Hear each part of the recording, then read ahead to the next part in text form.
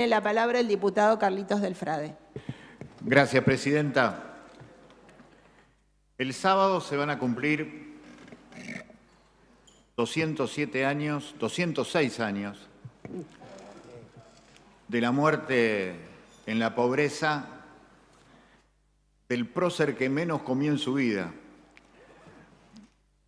Digo esto porque en el año 1902 habían robado del nicho donde estaban los restos de Belgrano, le habían robado los dientes.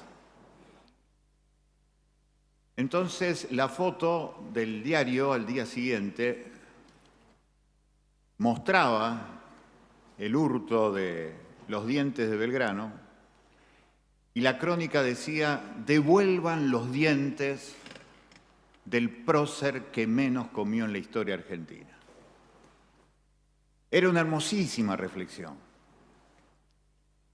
Y en estos tiempos, en donde de nuevo la falsificación histórica se impone sobre el verdadero sentido de las crónicas social y política de la Argentina, aquel 20 de junio de 1820, Belgrano se muere sin poder pagarle a su médico de cabecera y justamente lo único que tenía de oro era una parte de su dentadura. Y le paga con eso. Manuel José Joaquín del Corazón de Jesús Belgrano. Con 20 años era el presidente del Colegio de Abogados y Ciencias Económicas de la Universidad de Salamanca.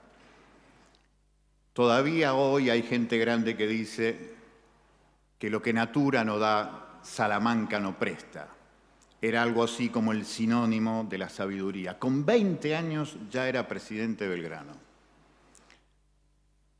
Después, cuando llegó aquí, con 24 años, lo nombraron hasta el final de su vida como secretario vitalicio del consulado, con un salario que hoy podríamos decir que era de aproximadamente 2 millones de pesos por mes. Con 24 años. Pero Belgrano sentía otra cosa. Fue el primer periodista pago de la Argentina.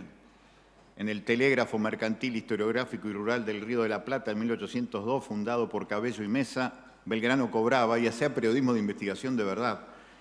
Estos son los que le chupan la sangre al pueblo de Buenos Aires. 30 nombres con direcciones de los que eran los usureros de Buenos Aires. Periodismo de investigación absolutamente contemporáneo. Ni un adjetivo, ni un dato de más, economía de palabras, contundencia en la información. En 1806, cuando llegan los ingleses por primera vez, 3.000 soldados ingleses toman la villa de Buenos Aires, que en aquel momento eran 40.000 personas. Belgrano dice: es el momento de la clandestinidad, vamos a pelear contra los invasores. El obispo de entonces, Luis Riega, dice: por orden de Dios ahora somos ingleses. Y Belgrano dice: más vale amos viejos o ninguno. Arma la resistencia en Buenos Aires, se rechaza a los ingleses y en 1810, junto a su amigo Mariano Moreno, escribe en la plataforma política de la Revolución de Mayo el plan de operaciones. Decía Belgrano: el Estado tiene que garantizar el trabajo para las personas mayores de 18 años y la educación para los menores de 18 años. Y en el artículo 30 de la primera Constitución Social de la Argentina, que es la de los 30 pueblos misioneros, el 28 de diciembre de 1810, dice, todavía Belgrano decía ahí, qué pedazo de cabeza, decía: hay que cuidar los árboles, ahora que hicimos la fiesta provincial del arbolito, hay que cuidar los árboles para las generaciones futuras.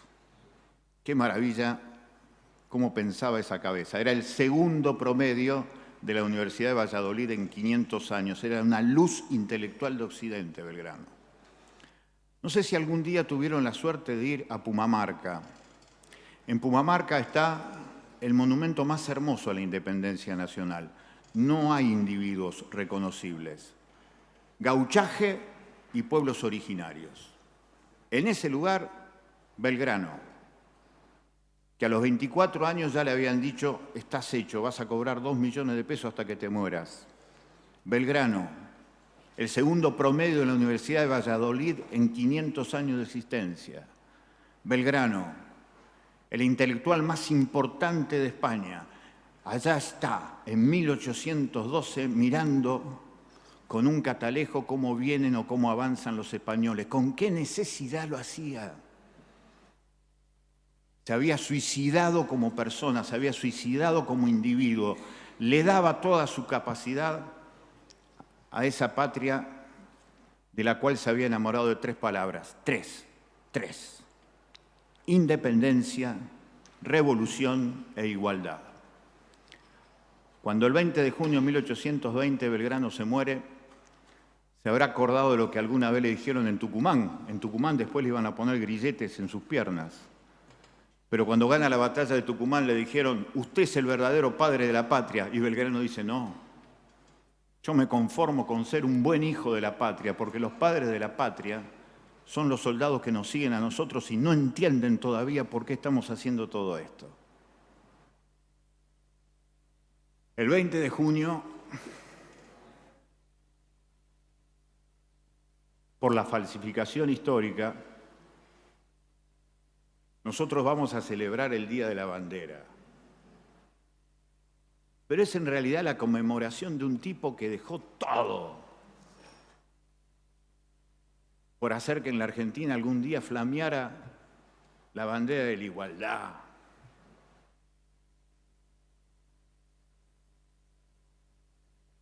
Que la Argentina se reconociera como país independiente en el mundo. 206 años después, señora presidenta, frente a algunas visitas que vamos a tener acá en la provincia de Santa Fe, vendría bien pensar en la dimensión de la dignidad de Belgrano, en su desesperación por hacer una Argentina para las grandes mayorías.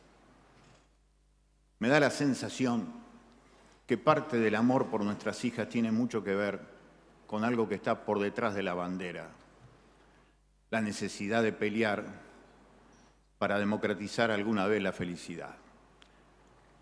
Por eso, señora presidenta, y en víspera del Día del Padre, no sería malo decir que la mejor manera de honrar a nuestras hijas y a nuestros hijos es pensar un poquito